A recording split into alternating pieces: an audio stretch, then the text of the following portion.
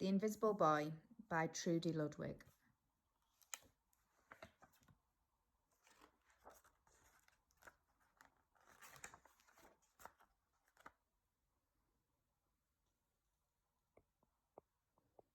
Can you see Brian, the invisible boy? Even Miss Cartoli had trouble noticing him in the classroom. She's too busy dealing with Nathan and Sophie.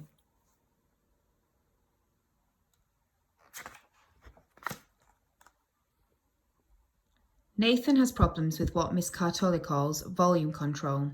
He uses his outside voice, inside, too much. Sophie whines and complains when she doesn't get away. Nathan and Sophie take up a lot of space. Brian doesn't. When the bell rings for recess, Mika and JT take turns choosing kids for their kickball teams. The best players get picked first. The best friends of the best players get picked next. Then the friends of the best friends. Only Brian is left, still waiting and hoping. JT glances in Brian's direction and just as quickly looks away. We've got enough players for each team, he tells the others. Let's play ball.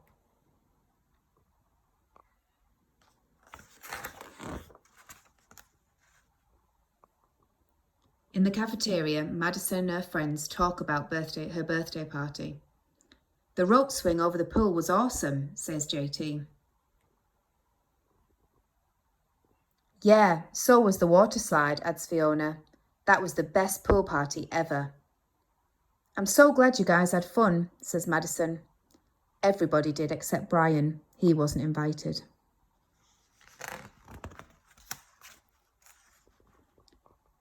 At choosing time, while the other kids play board games and read, Brian sits at his table doing what he loves to do best. He draws fire-breathing dragons, scaling tall buildings.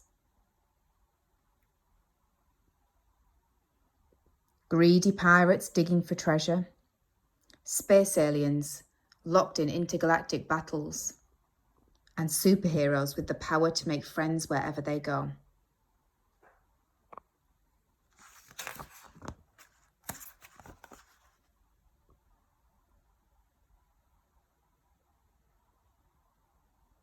On Monday morning, Miss Cartoli introduces Justin, a new student, to the class. Brian smiles shyly at him. Some of the other kids sneak looks at Justin, trying to figure out if he's cool enough to be their friend. They haven't quite made their minds up yet.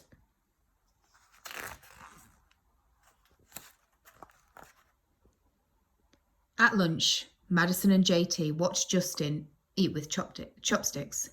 What's that? asks Madison as she points at Justin's food. It's bulgogi. Bull what? Bulgogi. It's Korean barbecued meat.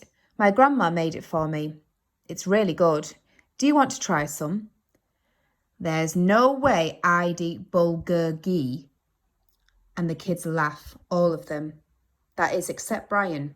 He sits there wondering which is worse, being laughed at or feeling invisible.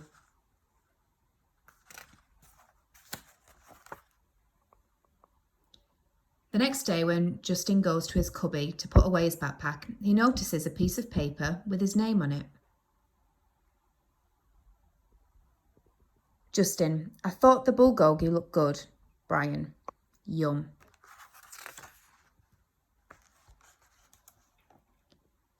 At morning recess, Brian finds a piece of chalk on the ground and starts drawing away. You're Brian, right? Thanks for the note.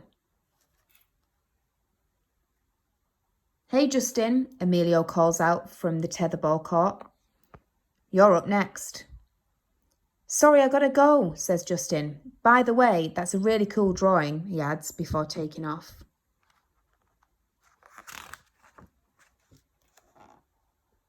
Back in class, Miss Cartoli asks the kids to team up in 2s or 3s for a special project. The kids scurry around the room to pair off. Brian heads towards Justin. I'm already with Justin, says Emilio. Find someone else. Brian looked at the floor, wishing he could draw a hole right there to swallow him up. Well, Miss Cartoli said we can have up to 3 people in our group. We're only 2. Come on, Emilio, let him work with us. Okay, I guess.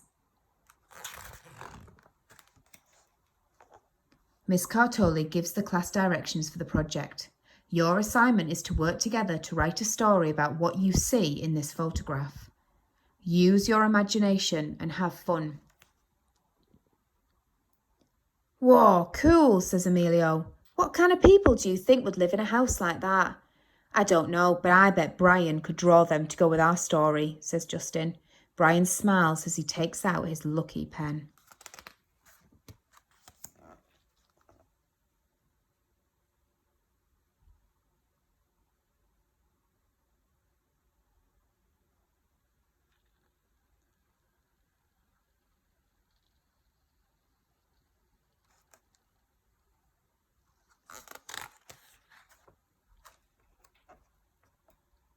It's lunchtime again, Brian's least favourite part of the day.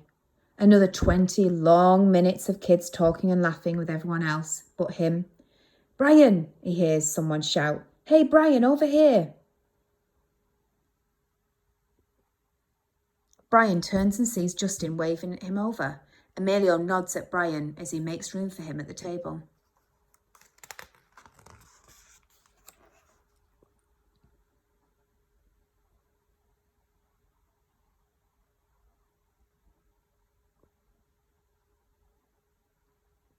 Maybe, just maybe, Brian's not so invisible after all.